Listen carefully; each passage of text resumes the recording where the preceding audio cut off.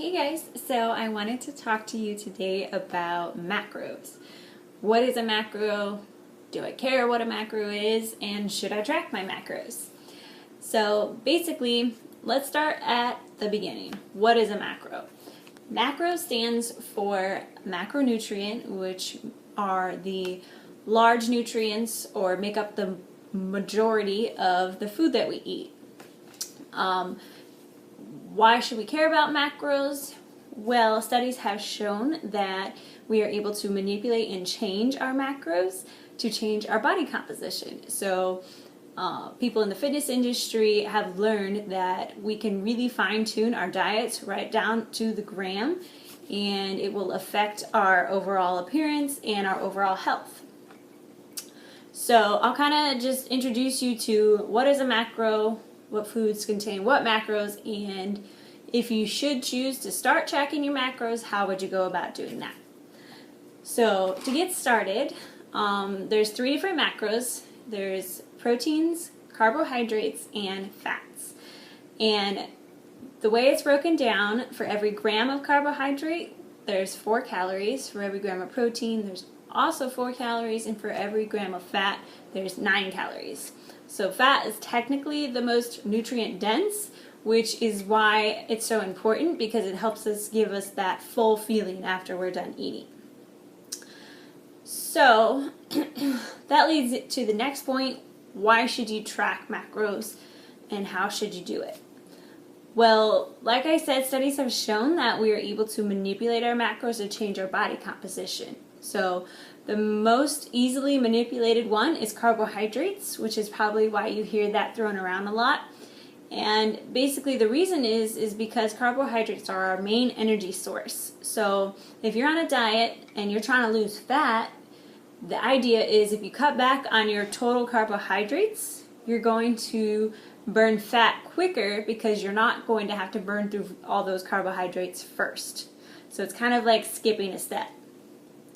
It's important, however, that if you do cut carbs, that you keep your protein intake high and your fat moderate, so that way you can maintain what muscle mass you do have in your body, and the fat will help you maintain your hormone levels so you feel full and you feel healthy, basically, and energized.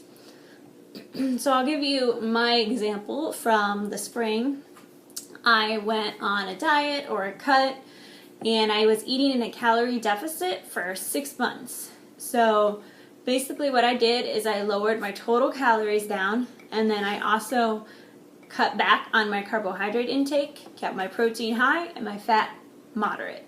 So I was only eating about 120 grams of carbs a day, which is pretty low, and it's hard to hit because we can't enjoy those treats that are so good. But it worked well, and I was able to start losing once I got into a good routine. I was losing 1 to 2 pounds a week.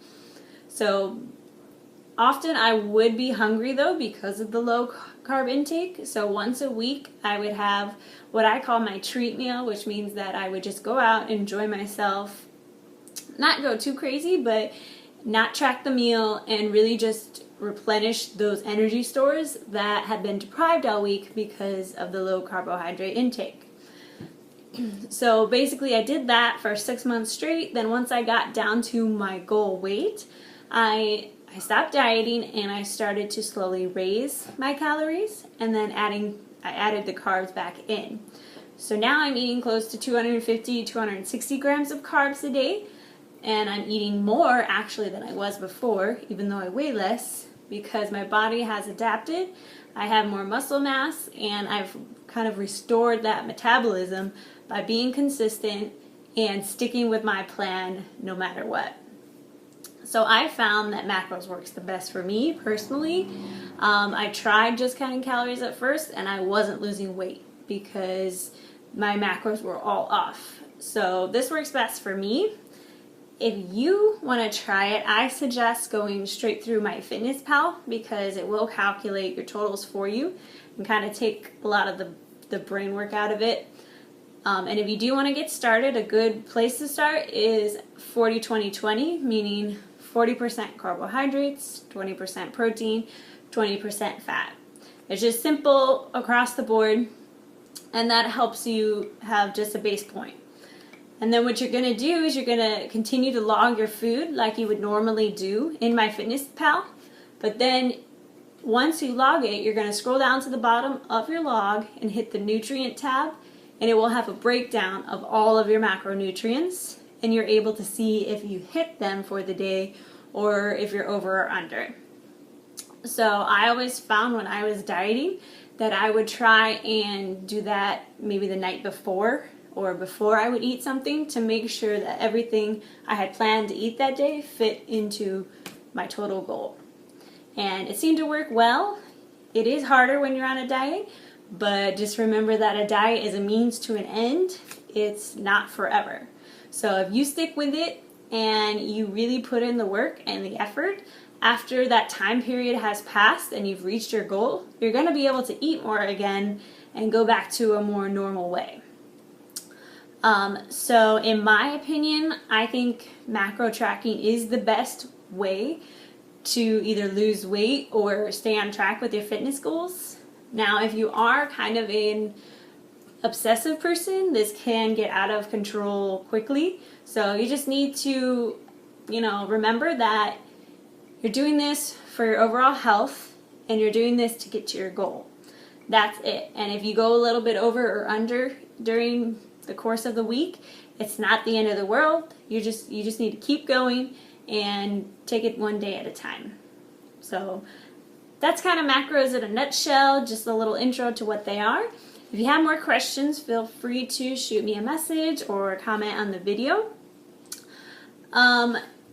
I will post a thing in the description box, a form that has lists of good carbohydrate, protein, and fat sources, so that if you're curious what are in what different foods,